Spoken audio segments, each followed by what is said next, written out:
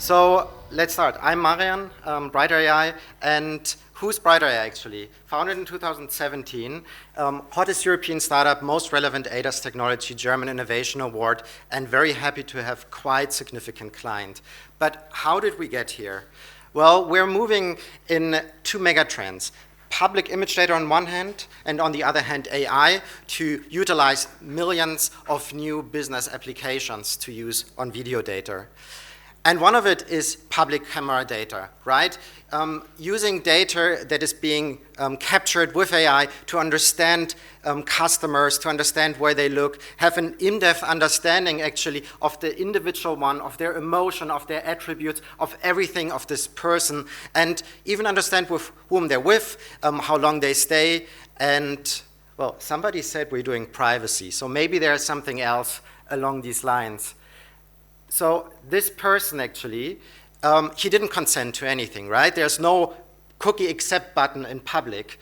And you could say he's anonymous within the crowd. Well, with new tools such as PimEyes, you can actually find this person with a matter of seconds and understand his private as well as professional life, and anywhere where he was ever captured with his name or not, it doesn't matter. So the fundamental problem is your face is an access code to your identity. However, you cannot change it. So the GDPR actually, so I think I was here, right?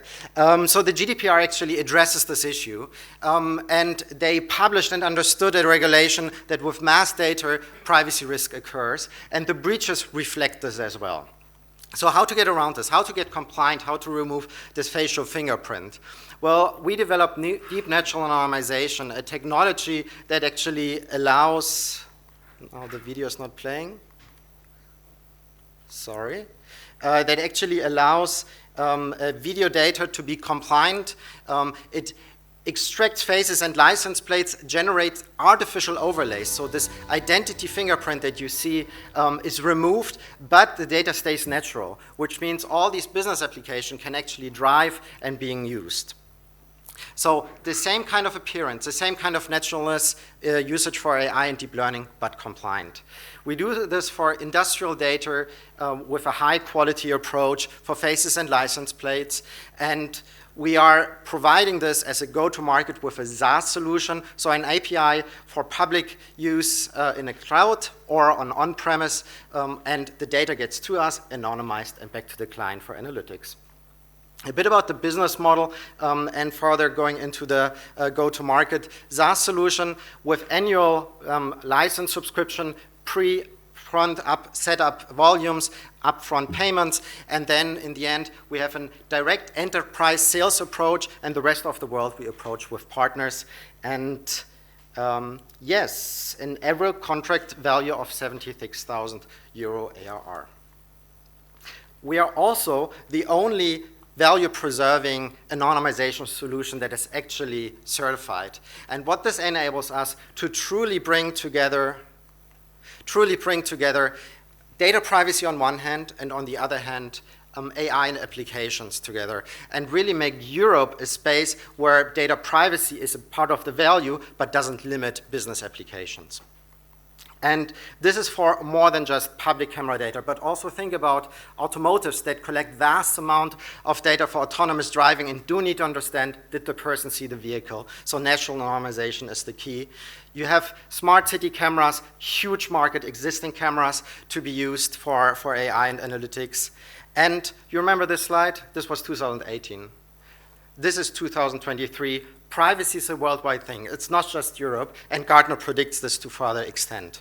Commercial traction, we increased our ARR by up to 3x in the last 2 years. We see the same going forward. We're working with the top 5 tier ones in automotive under recurring contract, top 3 in public transport, and we have a net revenue retention of 147%. So what is being done with the money that is invested? It goes into the 174%. We're very proud to have investors from eCapital to Amilar to Deutsche Bahn Ventures, Hella Ventures, Giesecke and Deviant, very proud to have them on board. And this is Brighter AI, and we protect every identity in public. Thank you so much. Thank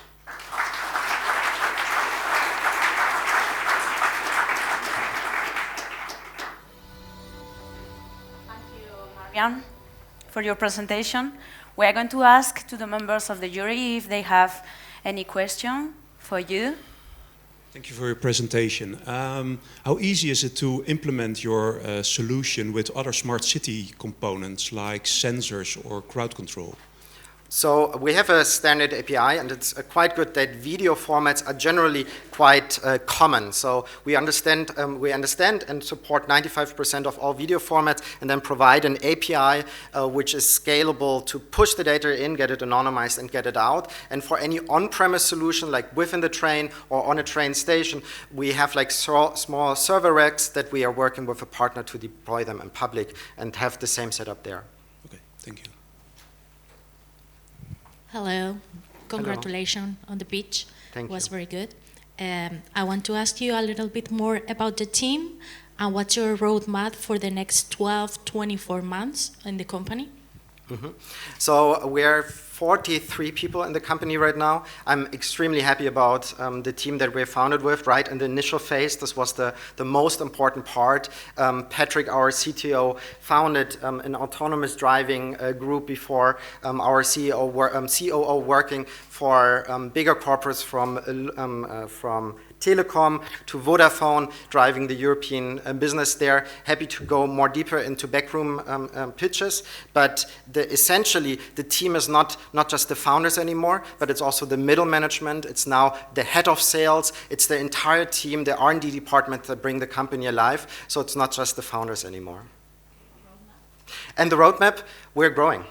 We're growing tremendously over the last 18 months, and we continue doing so. So as said, the rest of the world we're covering with partner businesses, but now we're extending to see if we're also doing direct sales in North America. We're seeing that the first competition. We're being ahead in Europe with privacy technology, which we are really proud. But this is one region, as well as Asia. Japan is very strong with data privacy, and also having there the first contracts. Yeah, quick question. What would you say is the window of opportunity for you in terms of the competition catching up?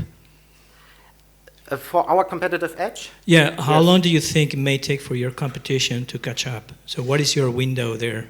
So it took us about 1.5 years to actually provide a generative AI-based data privacy solution for faces and license plates. It was quite heavy deep tech development, and it took us another 22 months to get this certified. So if you do the math, we're time-wise quite ahead, and of course we're not standing still, but actually working on the next iterations as we speak.